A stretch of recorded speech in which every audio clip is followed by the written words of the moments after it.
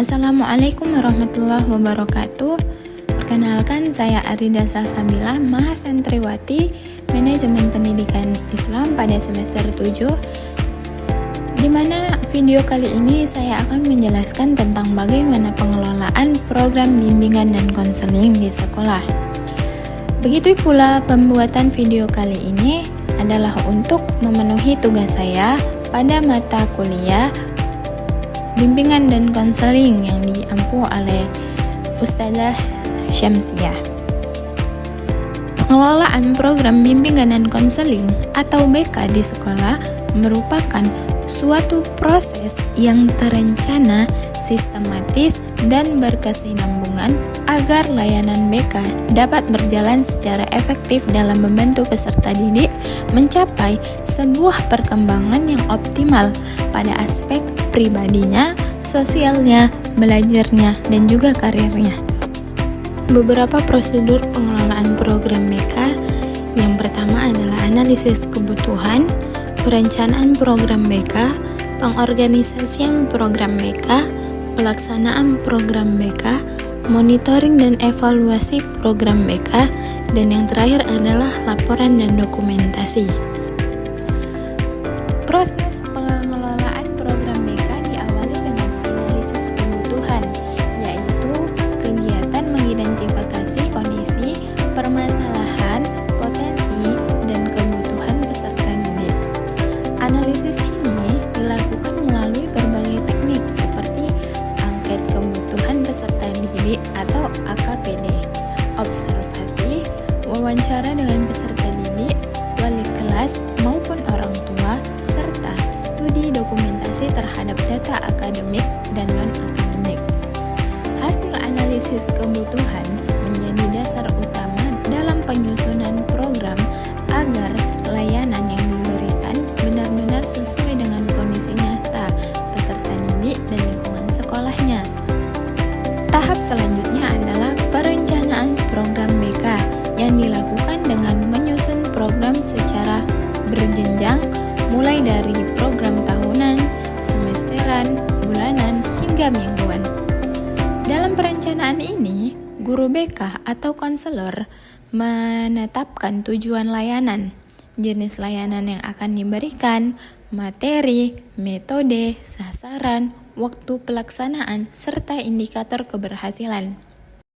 Perencanaan program BK harus diselaraskan dengan visi, misi, dan tujuan sekolah, serta mengacu pada kurikulum yang berlaku. Selain itu, perencanaan juga diwujudkan dalam penyusunan rencana pelaksanaan layanan atau RPL. Bagaimana pedoman operasional dalam pelaksanaan layanan BK di lapangan.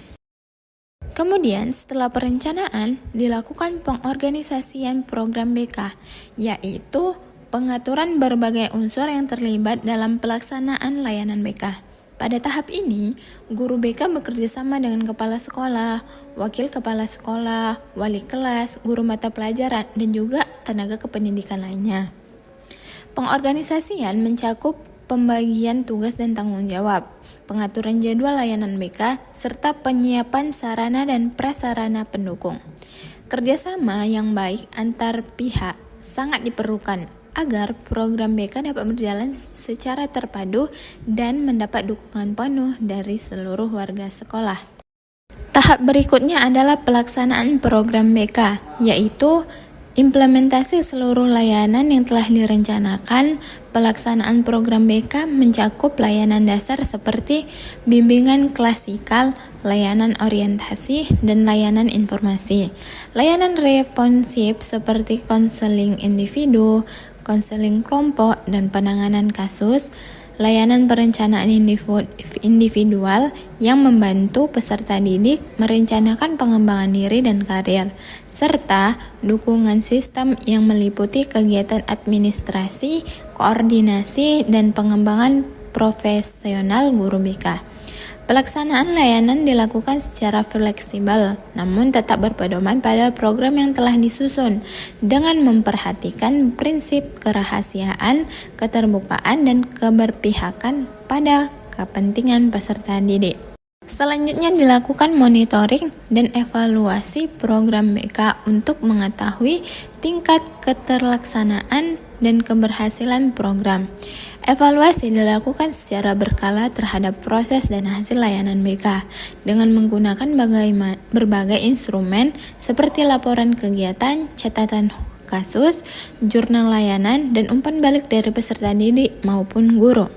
Hasil evaluasi digunakan untuk menilai efektivitas layanan, mengidentifikasi kendala yang muncul, serta melihat sejauh mana tujuan program BK telah tercapai. Kemudian, berdasarkan hasil evaluasi tersebut dilakukan tindak lanjut, yaitu upaya perbaikan dan pengembangan program BK ke arah yang lebih baik. Tindak lanjut dapat berupa seperti revisi program, peningkatan intensitas layanan tertentu, penguatan kerjasama dengan pihak terkait, atau pemberian rujukan kepada lembaga lain seperti psikolog, tenaga medis, dan orang tua peserta didik apabila diperlukan. Tindak lanjut ini penting agar program BK tetap relevan dan responsif terhadap dinamika kebutuhan peserta didik.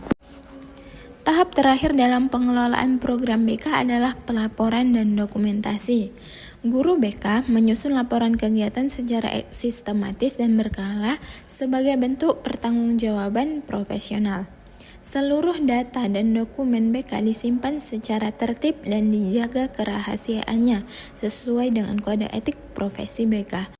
Dengan pengelolaan yang baik dan menyeluruh, program bimbingan dan konseling di sekolah diharap mampu memberikan kontribusi nyata dalam mendukung perkembangan peserta didik secara optimal dan menyeluruh. Baiklah, sekian video dan presentasi yang dapat saya sampaikan. Kurang dan lebihnya saya mohon maaf. Wabillahi taufiq wal hidayah. Wassalamualaikum warahmatullahi wabarakatuh.